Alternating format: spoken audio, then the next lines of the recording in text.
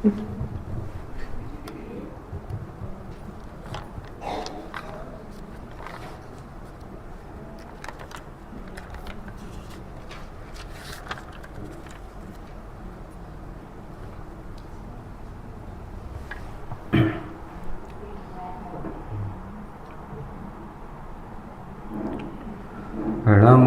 अरिहन्ताणं नमो सिद्धाणं नमो आयरियाणं नमो वज्रायाणं नमो लोये सवसाहूणं मङ्गलं भगवान् वीरो मङ्गलं गौतमो गणी मङ्गलं कुन्द कुन्दाद्यो जैन धर्मोस्तु मङ्गलम् सर्वमङ्गलमाङ्गल्यं सर्वकल्याणकारकं प्रधानां सर्वधर्माणां जैनं जयतु शासनम् जैनं जयतु शासनम् एष सुरासुरमणुषिं वन्दितं घोरघायिकं ममलं परमामि वर्धमानं तीर्थं धम्मस्य कर्तारम्। बोल लीजिए आप। बोल लो, कल से भले अपन एक अकेला करेंगे। बोलिए।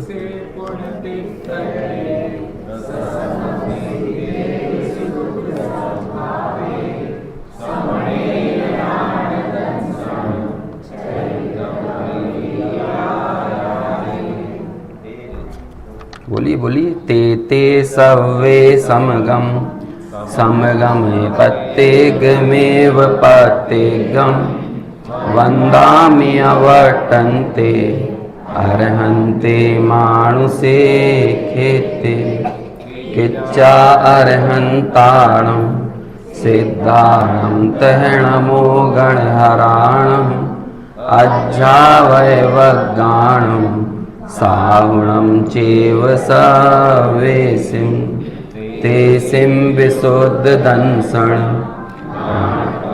ह्लासमं समासेज्य उपसंपयामि सम्मम्।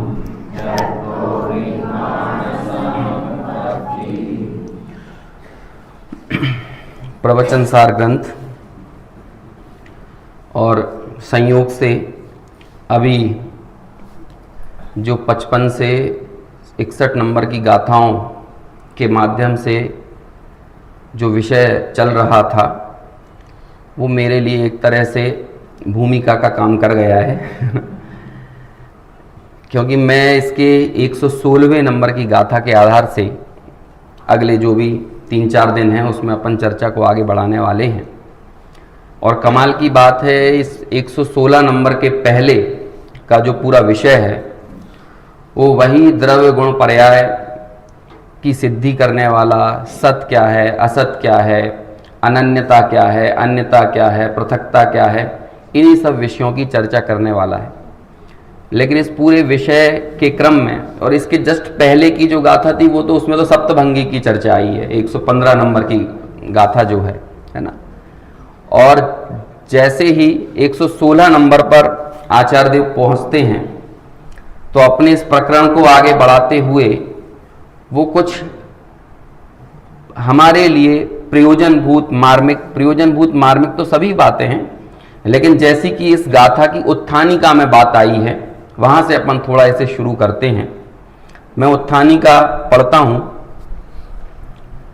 विगत गाथा में 115 विगत गाथा यानी 115 गाथा में सप्तभंगी का स्वरूप स्पष्ट करके अब इस गाथा में यह समझाते हैं कि मनुष्यादि पर्याय रूप विविध दशाएं रागादि भावों का फल हैं, क्योंकि वे अनेक रूप दशाएं वीतराग भावों का फल तो हो ही नहीं सकती। अब यहाँ पर तो ऐसा दिया है, वो जयचंद जी छावड़ा वाली है क्या अपने पास वो प्रवचन सार? अच्छा, उसमें तो थोड़ा मैं अपने इससे बताता हूं आप।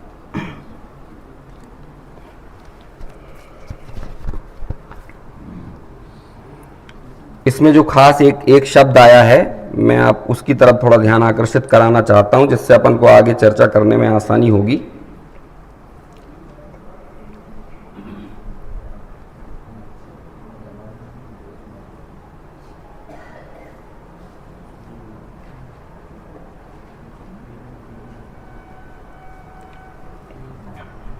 देखिए यहां पर लिखा है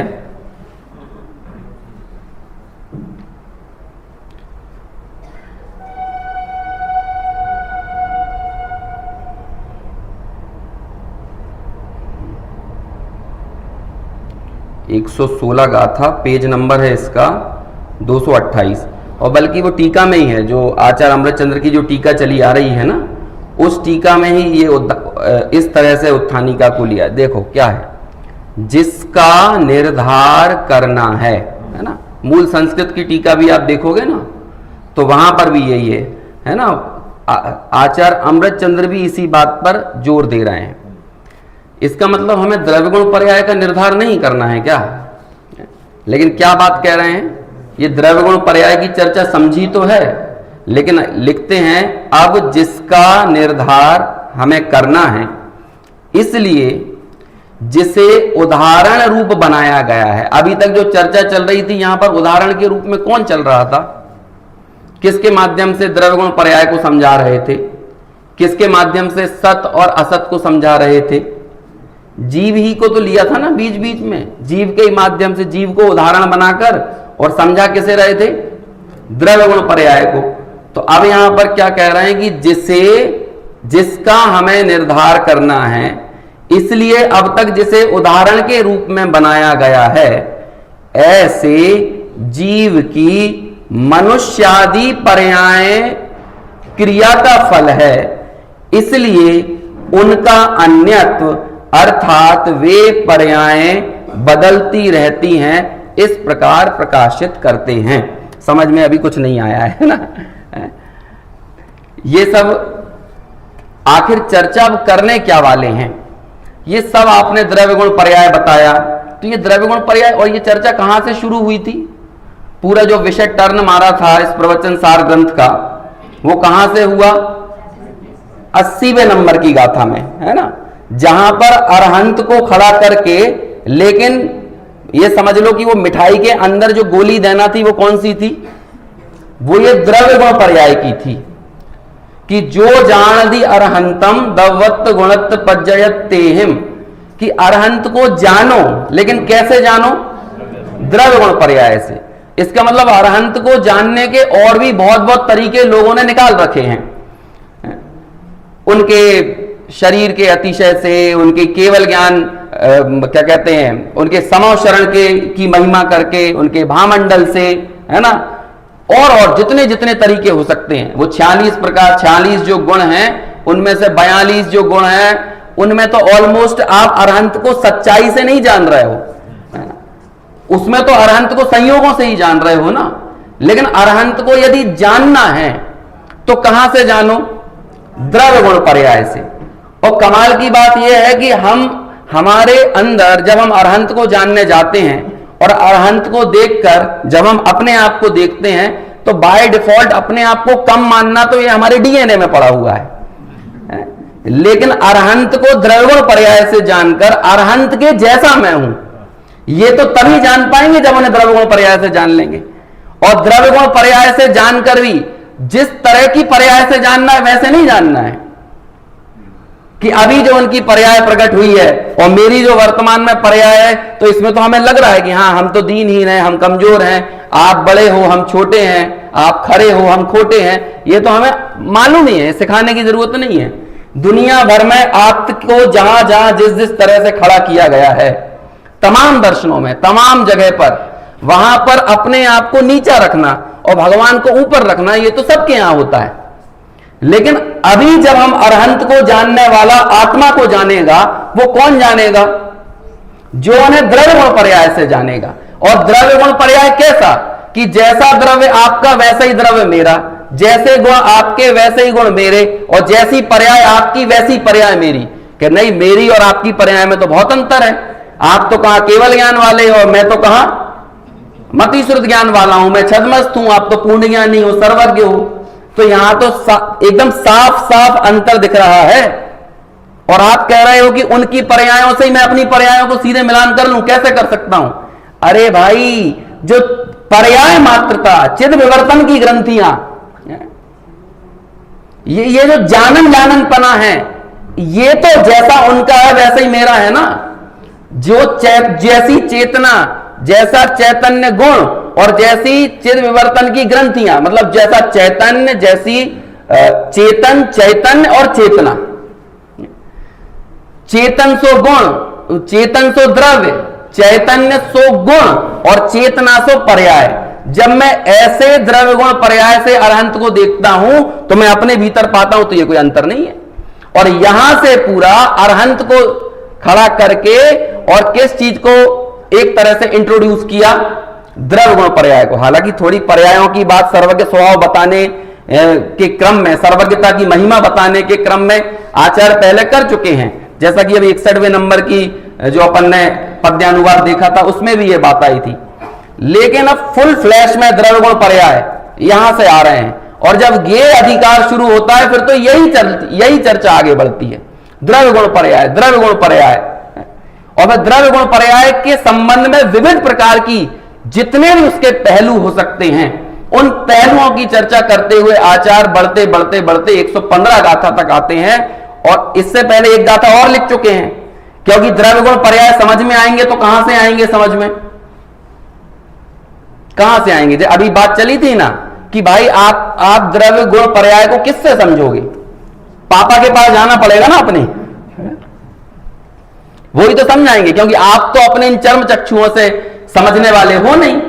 और ये जो चर्म चक्षु हैं ये तो बहुत झूठा और बहुत थोड़ा बताते हैं।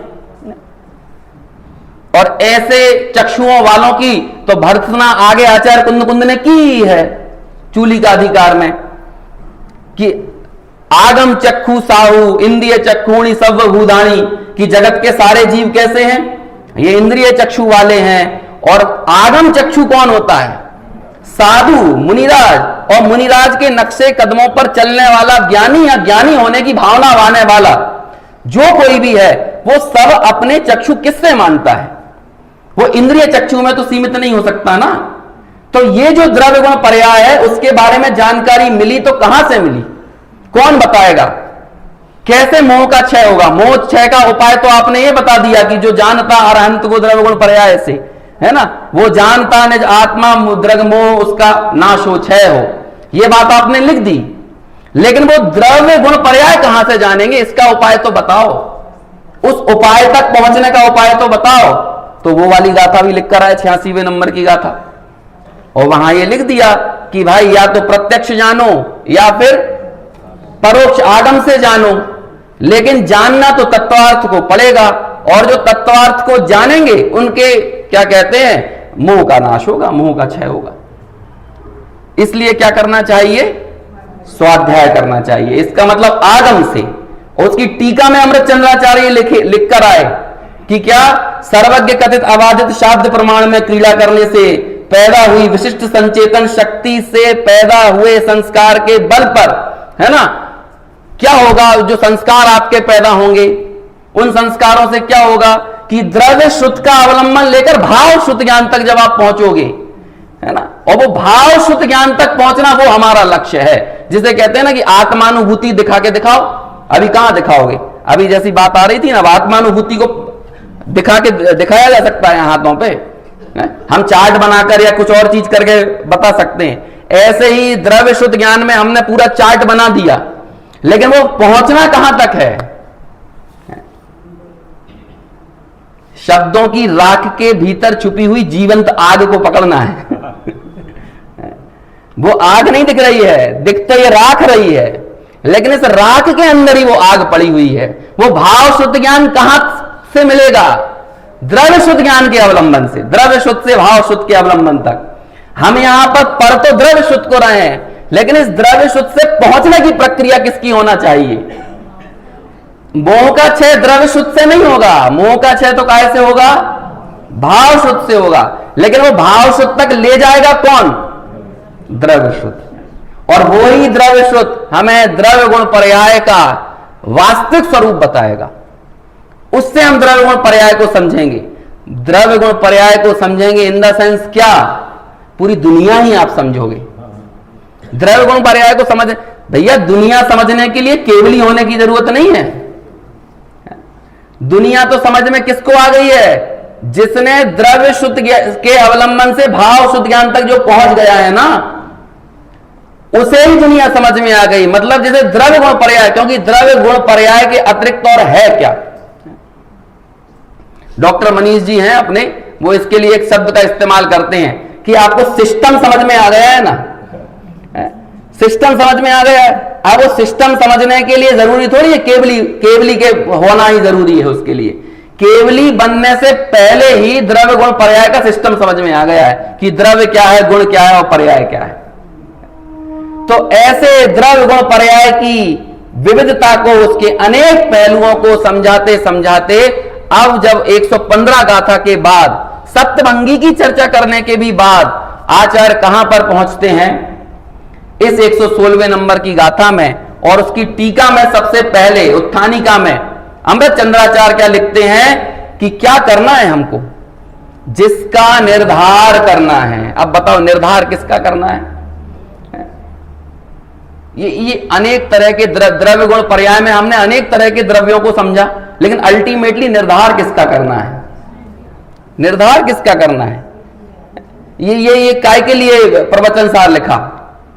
प्रवचन सार का उद्देश्य क्या है, देखो समय सार में तो आचार्य कुंद कुंद की भावना ये रही होगी कि आप सभी आत्मानुभूति को प्राप्त करें, है ना, अपना अंश पर में ना मिलाएं, पर का अंश अपने में ना मिलाएं। लेकिन बाकी अन्य ग्रंथों में तो कोई दूसरे दूसरे प्रयोजन होंगे कि एक आध में अपनी विद्वत्ता प्रदर्शित करना हो, एक आध थोड़ा सा क्या कहते हैं एकेडमिक्स के लिए विषय तैयार करना हो, ऐसा कोई प्रयोजन होगा। वो तो देखो एकेडमिक्स के लिए चीज तैयार हो गई, ये बात अलग है, क्योंकि है ये प्रवचन सार ग्रंथ इसी शैली में लिखा गया है। दर्शन शास्त्र में 3 तरह की धाराएं होती हैं मुख्य, वैसे तो बहुत धारा होती हैं, लेकिन फिलॉसफी की दुनिया में 3 धाराएं सबसे मुख्य होती हैं। एक होती है ज्ञान मीमांसा, एक होती है तत्व मीमांसा और एक होती है मूल्य मीमांसा, है ना। या फिर इसे और सरल भाषा में समझो, एक पाश्चात्य दर्शन को समझने वाली एक किताब है सोफी का संसार, सोफिस्ट वर्ल्ड नाम से। तो उसमें 3 प्रश्नों के जवाब में वो पूरी किताब लिख दी। 3 प्रश्नों, एक सोफी एक काल्पनिक कैरेक्टर तैयार किया और उस काल्पनिक कैरेक्टर के पास चिट्ठियां मिलती हैं।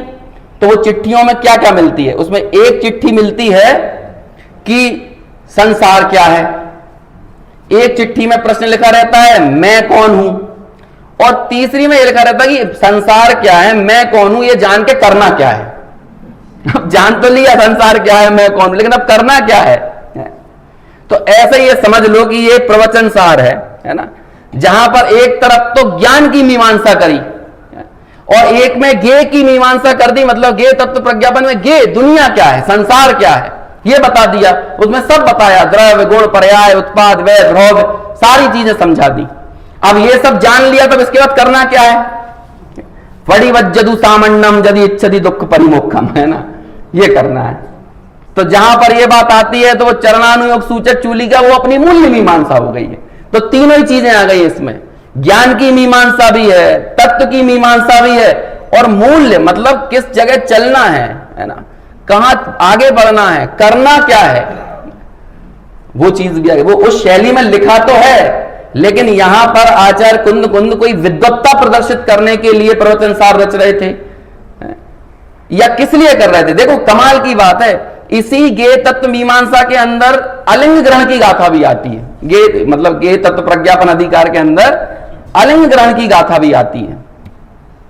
अभी जब गेयों की बात कर रहे थे तो आपको ये लिखने की क्या जरूरत पड़ी, अरे सर्वम गंधम वाली, और फिर उसकी अलिंग ग्रहण में अलिंग शब्द पर ही अमृत चंद्राचार्य इतना ज्यादा विस्तार करते हैं। ऐसा विस्तार वो उन्होंने अन्यत्र नहीं किया, ना समय सार में किया और ना ही उन्होंने नियम सार में किया। नियम सार में चेतना गुण पर नीचे, है ना, चेतना गुण की चर्चा विशेष रूप से की, और समय सार में अरस की अरूप की अगंध की, कुछ अपने से भी बना लिए, अस्पर्श की, है ना, इन सब चीजों की, लेकिन वहां अलिंग ग्रहण पर इतना जोर नहीं दिया, और यहां पर अलिंग ग्रहण के लिए 20 बोल लिख दिए। अब उस अलिंग ग्रहण से भी क्या उनको दिखाना था, लेकर कहां जाना था? एक अभी इस गाथा के संदर्भ में बात करें तो जिसका निर्धार करना है, क्या करना है? जिसका निर्धार करना है। इसलिए अभी तक जो पिछली गाथाओं में हम असमान जाति पर्यायों को भी उदाहरण के रूप में लेकर चले आ रहे थे, जीव की विविध पर्यायों को दिखा रहे थे, लेकिन इन जीव की विविध पर्यायों को दिखाने के बाद भी, इन विविध दशाओं को दिखाने के बाद भी हमें वास्तव में पहुंचना कहां है, यहां उसके ऊपर जोर डाला गया है, उसे बता रहे हैं। बात समझ में आई? इस गाथा के पहले की थोड़ी पृष्ठभूमि समझ में आई है? अभी हालांकि इसके ऊपर अपन चर्चा करते रहे तो गाथा पर और टीका पर चर्चा अभी नहीं कर पाएंगे, और हमें ये पूरा काम समेटना है 4 दिन के अंदर है? और उस 4 दिन में से ऑलमोस्ट आधा अभी जा चुका है ना, 1 दिन का आधा समय। बात समझ में आई? द्रव्य गुण पर्याय की पहले पृष्ठभूमि है, लेकिन उस द्रव्य गुण की पर्याय के बीच में अभी तक जिसको उदाहरण बनाकर चले आ रहे थे, देखो संस्कृत की टीका पढ़ते हैं। अथ निर्धार्यमाणत्वेनोदाहरणीकृत्य जीवस्य मनुष्यादि पर्यायाणाम क्रियाफलत्वेन नान्यत्वं द्योतयति। हाँ, वो जस्ट गाथा के जस्ट ऊपर है, मैंने अभी संस्कृत पढ़ के दिखाई है। मैं इसलिए आपको ये बता रहा हूं कि जो निर्धार करने वाली बात है ना, वो कोई वचनिकाकारों ने लिख दी हो, वो कोई अनुवाद करने वालों ने लिख दी हो अपने मन से, ऐसा नहीं है। अमृत चंद्राचार्य ही इस गाथा को जिस परिप्रेक्ष्य में देख रहे हैं, हम उसकी बात यहां पर कर रहे हैं कि हमें जिसका निर्धार करना है, और जब उसके निर्धार करने की चर्चा की तो इस गाथा में जोर किस बात पर आया है, वो यहां पर दादा ने लिखी। दादा की इस टीका में वो बात आई। दादा ने क्या चीजों को बहुत सरल बनाया है। प्रवचन सार जैसा ग्रंथ सामान्य रूप से लोग बात पहले ही बचते थे।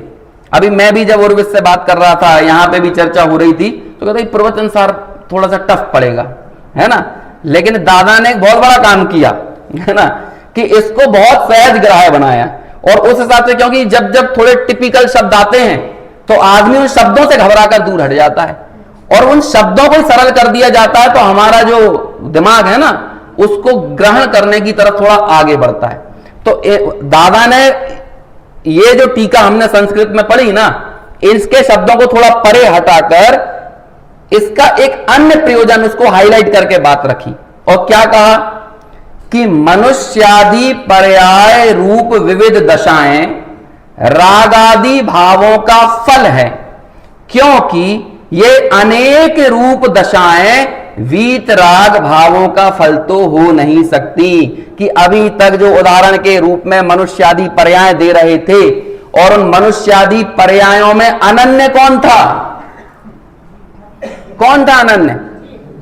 अभी तो क्या है कि कायदे से वो पूरी गाथाओं को भी थोड़ा हम 2-5 दिन थोड़ा पढ़ते हुए आते, और जब यहां पर पहुंचते ना तो इस गाथा को बहुत जल्दी पकड़ लेते, है ना। लेकिन अभी आपके पास समझ लो ऐसा ही समय है, और मैं देवलाली की भूमि से, मतलब देवलाली की भूमि पे तो एटलीस्ट ये बात कर सकता हूं, नहीं तो अन्यत्र तो यहां से चीजों को शुरू करना और ज्यादा जटिल हो जाता, और मुश्किल होता। समझ में आ रही बात? अभी तक जिसे उदाहरण के रूप में लेकर चल रहे थे, उदाहरण के माध्यम से समझा किसको रहे थे? सिद्धांत क्या था? सिद्धांत के रूप में किसे बताया जा रहा था? द्रव्य गुण पर्याय को। वहां पर बताना क्या था? द्रव्य गुण पर्याय। और द्रव्य गुण पर्याय को समझाने के लिए किसका उदाहरण बनाकर चले आ रहे थे? जीव का, जीव की पर्यायों का। यदि कुंडल आदि का भी उदाहरण बनाया तो वहां पर भी जीव को घटाया, कि जैसे कुंडल आदि पर्यायों में स्वर्ण अनन्यता के साथ पसरा हुआ है ना, और फिर उसी तरह जीव की असमान जाति विभिन्न पर्यायों में कौन है? जीव। लेकिन वहां पर ना जीव बताना था ना कुंडल आदि पर्याय बताना था, वहां बताना क्या था? द्रव्य गुण पर्याय, है ना। वो क्या होता है, वो हम लोग पहले प्रवेशिका लगती थी ना, पाठ योजना बनाते थे, तो उस पाठ योजना में सबसे पहले जो हमें बताना पड़ता कि हम किस बात पर चर्चा करने वाले हैं, हम आपको क्या समझाएंगे। देश कथन होता है, जैसे उद्देश्य कथन बोलो या देश कथन कह लो, तो उसका मतलब अभी पिछली गाथाओं का ऐसे उद्देश्य कथन क्या था वो जीव था कि द्रव्य गुण पर्याय था? द्रव्य गुण पर्याय था, है ना। तो अभी तक आप जो समझते हुए आ रहे हो वो क्या था? द्रव्य गुण पर्याय। लेकिन अब यहां पर आचार्य क्या लिख रहे हैं? जिसका निर्धार करना है। बात समझ में आई? निर्धार जिसका करना है। प्रवचन सार भी लिख रहे हैं, द्रव्य गुण पर्याय भी पढ़ रहे हैं, लेकिन करना क्या है? विजन क्लियर है कि नहीं? मोटो क्लियर है? देखो, एक होता है विजन और एक होता है मिशन, है ना। दोनों में बहुत अंतर है। प्रवचन सार के अंदर द्रव्य गुण पर्याय को समझाना मिशन हो सकता है, लेकिन विजन क्या है? मिशन क्या है? ओ सॉरी, गलत बोल दिया। द्रव्य गुण पर्याय को समझाना मिशन हो सकता है, लेकिन विजन क्या है? विजन जो जानदि अरंतम दवत गुणत पज्जयतेम सो जानदि अपारम मोह खलु जादि तस्तलयम। क्या होना चाहिए? विजन क्या है? मोह का क्षय होना। मंगलाचरण भी जब करते हैं तो क्या होना चाहिए? साम्यता की प्राप्ति। अभी हम पढ़ के आए ना, ये 5 मंगलाचरण हमने पढ़े, उनमें सबसे आखिरी नंबर का मंगलाचरण क्या कहता है? 5वें नंबर के मंगलाचरण में क्या बात आई? देखो, ये लिखा ना, उप संपयामि सम्मम जत्तो निर्वाण संपत्ति, कि मुझे वो समता भाव की प्राप्ति हो जिससे कि निर्वाण की प्राप्ति होती है। अब वो समता भाव की प्राप्ति कब होगी? मोह क्षय के बगैर हो जाएगी कि मोह के साथ साथ होगी? मतलब मोह क्षय होने पर होगी कि मोह के साथ साथ हो जाएगी? कैसे होगी? तो विजन क्या है? और ये विजन कितना लेकर चले हैं आगे तक? जब चूली का अधिकार शुरू करते हैं तो वहां भी यही बोलते हैं, एवं पणमीय सिद्धे, है ना। क्या है? जिनवर वसे पुणो पुणो समणे परिवज्जदु सामन्नम यदि इच्छदि दुख परिमुखम। दुखों से छूटना चाहते हो या निर्वाण पाना चाहते हो, इन दोनों में कोई अंतर है? इसका मतलब विजन क्या है? समझ में आ रहा है? 80वीं गाथा द्रग मोह के क्षय की बात कर रही है, तो 81वीं गाथा चारित्र मोह के क्षय की बात कर रही है। अल्टीमेटली होना क्या चाहिए? मोह का क्षय। तो विजन है ये, और उस विजन के क्रम में बीच बीच के प्रकरण मिशन के रूप में है। जैसे कि लोक में कहते हैं कि युद्ध मिशन तो हो सकता है, लेकिन शांति की स्थापना विजन है।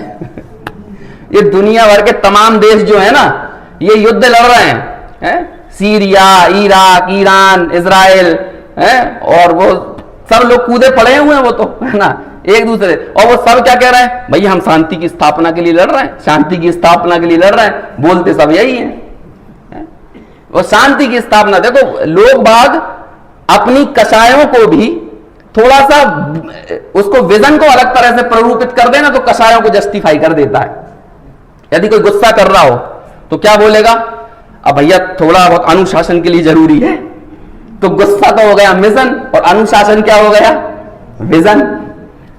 हालांकि आदमी यहां भी मायाचारी का प्रयोग करता है, शब्द बदलकर पालता कसायों को ही है। अनुशासन के नाम पर क्रोध को रख लेता है, स्वाभिमान के नाम पर मान को रख लेता है ना। इतना सेल्फ एस्टीम तो होना ही चाहिए, है? इसके नाम पर क्या रख लेता है? मान को रख लेता है। चतुरता, चालाकी, डिप्लोमेसी के नाम पर मायाचारी को रख लेता है, और एम्बिशन के नाम पर लोभ को रख लेता है ना। तो लोग के सामने बता देता है, अरे ये लोग थोड़ी, इतना तो एम्बिशन होना ही चाहिए, इतना तो डिप्लोमेटिक होना ही चाहिए। ऐसे नाम बदल बदल के कर लेता है। लेकिन विजन को अलग तरह से प्ररूपित करके आप मिशन को जस्टिफाई कर देते हो। ऐसे ही भले द्रव्य गुण पर्याय की चर्चा चल रही थी, लेकिन विजन क्या था? विजन क्या था? मोह का क्षय होना। और मोह का क्षय कैसे होगा? सो जान अपाणम। इसका मतलब 80वीं गाथा ही बोलकर आई थी, आपको निर्धार क्या करना है? आत्मा को जानना है। तो उस आत्मा को जानने के क्रम में यहां पर अमृत चंद्राचार्य भी यही कह रहे हैं कि भैया ये आत्मा को जानना, यानी आत्मा का जो वास्तविकता है वो कैसी है, और ये जो राग द्वेष पैदा हो रहे हैं ये कैसे हैं, ये भी आत्मा के हैं या आत्मा से बाहर के हैं? तो दोनों ही बातें लिखी है। देखो इस गाथा की टीका में जय सेनाचार्य ने कहा कि ये सांख्य मत की मान्यता के विरुद्ध खड़ी हुई गाथा भी है। जय सेनाचार्य ने ऐसा लिखा। कैसे?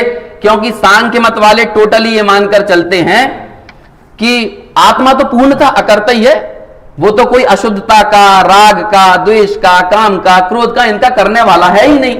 लेकिन यहां पर इस गाथा ने बताया है कि ये तुम क्या कह रहे हो, आत्मा राग द्वेष का करने वाला नहीं है, ये तुम्हारी पर्याय अपने आप में चीख चीख कर कह रही है कि ये काय के बल पर आई है, ये संसार में भटक रहे हो ना, ये नारकी पर्याय, ये त्रियंच पर्याय, ये मनुष्य पर्याय, ये तो मनुष्य पर्याय में घूमते हुए, त्रियंच में घूमते हुए, नारकी रहते हुए, हैं देव बनते हुए, चारों गतियों की असमान जाति पर्याय इस बात को चीख रही हैं कि ये काय का फल है, ये राग द्वेष का फल है। और ये यही बात सुबह के प्रवचन में भाई साहब, अभय जी भाई साहब के प्रवचन में आ रही है कि काय से बनता है जीव, किस चीज से बनता है?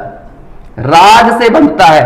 तो फिर ये पूछा कि ये संसार की सर्व पर्याय ये तो राग द्वेष का फल है, तो बीतरागता का फल क्या है? तो यहां पर मालूम क्या कहा है, यहां क्या कह रहे हैं? देखो फिर से मैं, अब ये दादा ने जो उत्थानिका बनाई, अब मैं वो पढ़ता हूं। मनुष्यादि पर्याय रूप विविध दशाएं रागादि भावों का फल है, क्योंकि ये अनेक रूप दशाएं वीतराग भावों का फल तो हो नहीं सकती, इसलिए यहां पर लिखेंगे वीतराग भाव का कोई फल नहीं है, वो तो अफल है। कैसा है वीतराग भाव? अफल है। यदि इसको और सरलता के साथ एक जगह लिखा, जो ज्ञानी संसार मार्ग में सफल है और मोक्ष मार्ग में विफल है ना?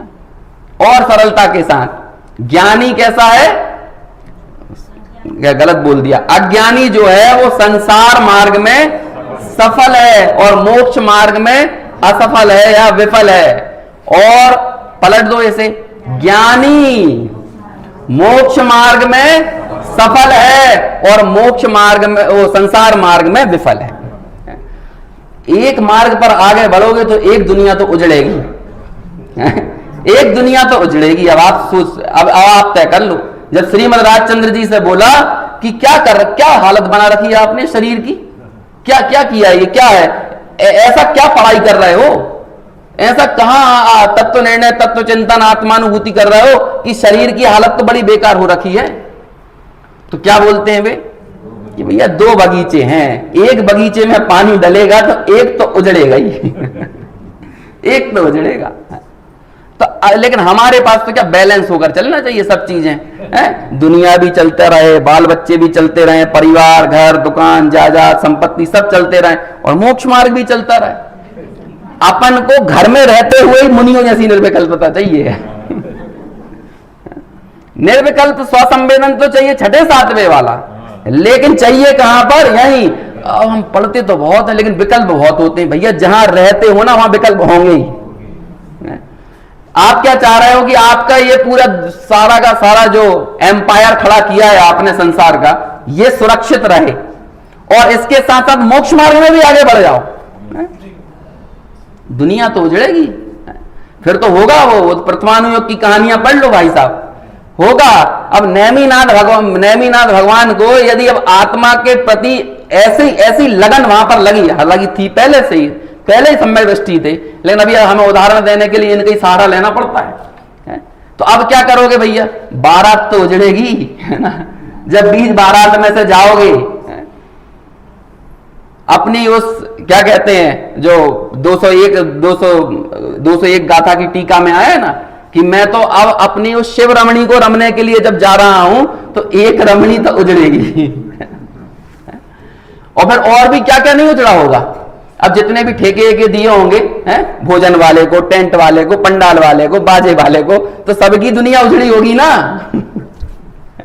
सबने सोचा होगा कि भैया पैसा भी मिलेगा और न्यौछावर भी मिलेगी, अब वे तो चले गए नहीं मीनाथ भगवान, अब क्या मिलने वाला है किसको, तो वो तो उजड़े गई। मेरे हिसाब से समाधि तंत्र के 28वें नंबर की का श्लोक है, 27 से 28 नंबर के आसपास होगा। तो वहां पर यह बात लिखी कि ये जो अज्ञानी मोही जीव है ना, इसे मोक्ष मार्ग में यानी आत्म भावना में कष्ट की परंपरा लगती है। और ये आत्म भावना में कष्ट की परंपरा लगना मतलब ये कौन से तत्व संबंधी भूल है? कौन से तत्व संबंधी भूल? आत्म हित हेतु विराग ज्ञान ते लखे आपको कष्टदान। तो संवर तत्व संबंधी भूल है ना, और एक तत्व संबंधी भूल है, वहां मतलब एक ही तत्व संबंधी नहीं है, वहां पर सब तत्वों संबंधी भूल पड़ी हुई है। तो जिसे मोक्ष मार्ग में सुख की परंपरा लगेगी उसे दुनिया में सर्वत्र कष्ट की परंपरा लगेगी, और जिसे मोक्ष मार्ग में कष्ट की परंपरा लगेगी उसे दुनिया में सुख की परंपरा लगेगी। और जैसे जहां सुख की परंपरा लगती है वो अपने सफलता के पैमाने वहां से तय करता है और उस रास्ते पर आगे बढ़ता है। अब उसको मजा किस में आएगा? आपके शहर में एक कोई बालक ऐसा है जिसकी तत्व की रुचि है, धर्म अध्यात्म, इसमें कोई रहता है ऐसा, अंदर से उसे यही सब अच्छा लगता है, और वो ये निर्णय लेता है कि मैं तो सब चीजों को छोड़कर, अभी मैं ये नहीं बोल रहा हूं मुनि दीक्षा लेगा, मैं तो सिर्फ इतना बोल रहा हूं उसने ये फैसला किया कि मैं जीवन भर बस इस सुध के अभ्यास में इसमें ही क्रीड़ा करने वाला हूं और मैं कुछ नहीं करने वाला हूं। और उसी नगर में एक लड़का कलेक्टर बन के आए, तो बोलो हमें कदर किसकी आएगी? कौन की वैल्यू ज्यादा है? भले यहां बैठ के भले बोलते रहो कुछ, लेकिन दिल से बताना काय की महिमा ज्यादा आएगी। यहां बोल के तो हम कह देंगे कि हाँ नहीं वो तो मजे तो उसके ही हैं, कलेक्टर बना उसका जुलूस निकलेगा, पेपर में नाम छपेगा, 10 लक्षण के बाद वो पुरस्कार मिलते समाज की तरफ से, है ना, वो सब भी उसे ही मिलेंगे, और बाकी सबको तो ऐसे ही टरका दिया जाएगा। और क्या है, हमें अनुमोदन का भाव, हमारा बेटा भी कैसा बने, हम कैसे बने, ये भाव हमारे मन में किसका आएगा? श्रुत का अभ्यास करने वाले के प्रति आएगा कि हमारे मन में ऐसा भाव उसको देखकर आएगा जो कलेक्टर बना, जो करोड़पति बना, जिसकी एक फैक्ट्री और खुल रही है। बोलो किसे देखकर आएगा? तो संसार की सफलताओं वाला व्यक्ति मोक्ष मार्ग में तो क्या माना जाएगा? विफल ही माना जाएगा, हारा हुआ माना जाएगा। लेकिन जिसे जो ज्ञानी है वो तो मोक्ष मार्ग में भले कितना ही असफल रहे, लेकिन वो द्रुत गति से अपने तेज कदमों के साथ मोक्ष मार्ग की तरफ निरंतर आगे बढ़ रहा है। और इस बात को बताने वाली ये गाथा है कि वीतराग भावों का फल क्या है। यहां क्या शुरू से देखते हैं, मनुष्यादि पर्याय, ये तो विविध दशाएं जो हैं ये रागादि भावों का फल हैं, और क्योंकि ये अनेक रूप दशाएं वीतराग भाव का फल तो हो नहीं सकती। तो जो सांख्यमती ये कहते हैं ना कि मैं तो त्रिकाल शुद्ध हूं, आचार्य कुंद ने और इस गाथा के माध्यम से उसकी उस स्वच्छंद वृत्ति के ऊपर सवाल खड़े किए। क्या कह रहा है? तू शुद्ध है, तू बिल्कुल रागादि से एकदम न्यारा है। तू ये कह रहा है तो भाई ये रागादि से तू अपने आप को पूर्ण रूपेण जो न्यारा मानने की बात कहता है ना, ये जो कह रहा है ये सब संसार की दशाएं ये क्या बता रही हैं? क्या है ये क्या दर्शा रही हैं? ये चीख कर इस बात की उद्घोषणा कर रही हैं कि भीतर में राग द्वेष गहराई से पल रहा है, और सिर्फ पल ही नहीं रहा है, तू बोल भले रहा हो कि मैं न्यारा हूं, लेकिन तू राग द्वेष के साथ एकत्व की अनुभूति कर कर जी रहा है, तुझे मजा भी आ रहा है। उसके परिणाम में ये सब चीजें दुनिया में देखने को मिल रही। चलो अभी तो खैर गाथा को मैं सिर्फ पढ़ देता हूं, बाकी और चर्चा अपन इसकी आगे कल करेंगे क्योंकि अपना समय हो गया है। तो गाथा पढ़ते हैं, है ना, गाथा और पद्यानुवाद, और फिर चर्चा इसकी आगे कल बढ़ाएंगे। एसो तिणथि कोई णथि क्रिया सहावणवत्ता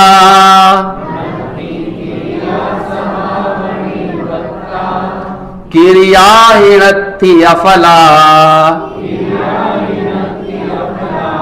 धम्मो यदि निफलो परमो। पद्यानुवाद। पर्याय शाश्वत नहीं परंतु है विभाव,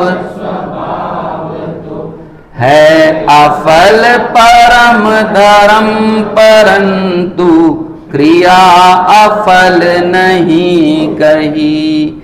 और बाकी विशेष चर्चा और बहुत मार्मिक चर्चा टीका के माध्यम से भी आई है, वो अपन आगे यथा समय अनुसार करें।